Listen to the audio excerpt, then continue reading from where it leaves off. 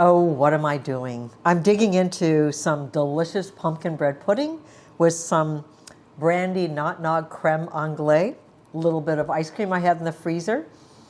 Getting the party started early. So this dish, the pumpkin bread pudding, is so much easier than making pumpkin pie. You don't have to roll out crust. It's oil-free also.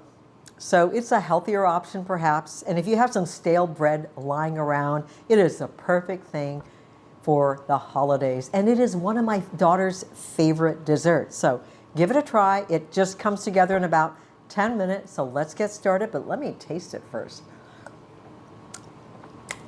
It's killer. All right, let's get started. Okay, to get started, we're gonna need about 6 to 7 cups of cubed bread, and you can have it be stale. In fact, if it's fresh, you may want to just put it in the oven for a few minutes just to sort of toast it so it's not so soft. You do want it to be a little on the hard side. So I've got a little bit right here that's left over from another episode where I made fondue, and we're going to cut a little bit more. So this is a baguette. You don't need to trim the crust, just keep it all there. This is fresh, but I'm just gonna let it be for today anyway. But I do like to just cut this ahead of time usually and just kind of let it sit outside for a few hours or overnight just to kind of dry out. And that's a good thing to do. You know, people always have baguettes lying around, like you have a party or you have dinner and there's just always leftover bread, so don't throw it away. Save it for something like this. I've got so many uses for stale bread. The Italians are famous for reusing bread. Okay, so that's about 4 cups. I'm gonna just put it in this pan here. I'm just gonna spray a little bit. So that is 4. Yeah, that's about 6 right there. Okay. I think that's good. Now we're going to go over to the blender and make the mixture. We're going to start out with about 1 pound of pumpkin. You can use home roasted pumpkin if you like, home baked, or you can just get a can out just like I have. Keep it simple.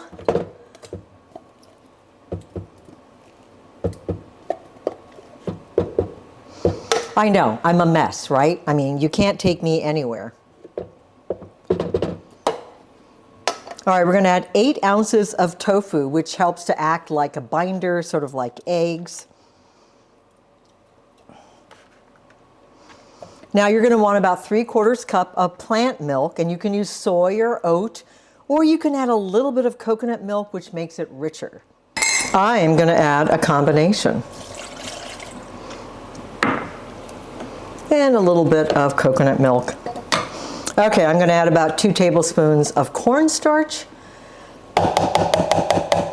And then we're going to want about 1 cup of maple syrup. Okay, so now I need cinnamon, ginger, nutmeg. So I'm going to add about 1 teaspoon of cinnamon. And I don't know if you know this, and I don't really know very well either, but where did that bag go? Okay, this bag here. So I wrote on here, True Ceylon. So apparently the cinnamon that is typically sold isn't really cinnamon, it's cassia or cassia. And true cinnamon comes from Ceylon, and it has a really different look and smell. So it's not quite as red as cassia, and it almost seems subtler.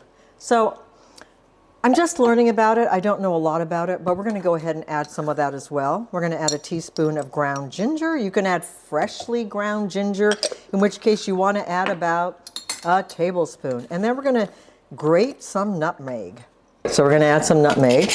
I believe this is fresh nutmeg that Cammie harvested. Actually, it doesn't have I got to remove the shell that's on the outside. So we'll just go back to one of the old ones that I have here. That's about 1/2 teaspoon. And then we're going to add about 1/2 teaspoon of sea salt. And we're going to puree it.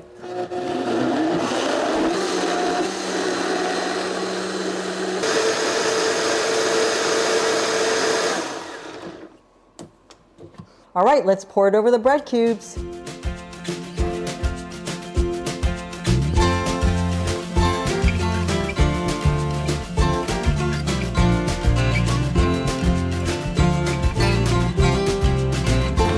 Give it a good mix. And remember, if it looks a little bit saucy, that's okay. It's going to get absorbed by the bread.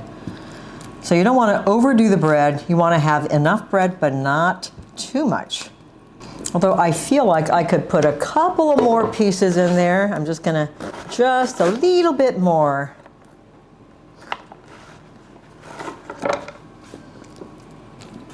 Now, the drier the bread, the more of this mixture it's going to absorb. Now, if you want to add raisins, you can. You can bake it just like this. Or if you feel like adding some raisins, you can mix them in as well, too. You want to get your oven to about 350 degrees, and then we're going to pop this in there and bake it for 30 to 40 minutes. I'm going to bake this bread that I made using the leftover zucchini water from another episode. So I just mixed some flour and some yeast in it, let it rise overnight. I'm going to bake that too.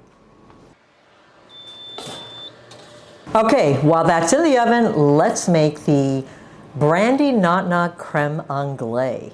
Okay guys, if you want to learn how to make cashew cream, which we're starting out with, you can watch my episode on zucchini basil soup. But I'll let you know, it's just simply 1 cup of cashews to 3 cups of water. It's a 1-to-3 ratio of cashews to water, and that will provide enough starch from the cashews to thicken up the cream. So we're going to get started with 1 cup of the cashew cream.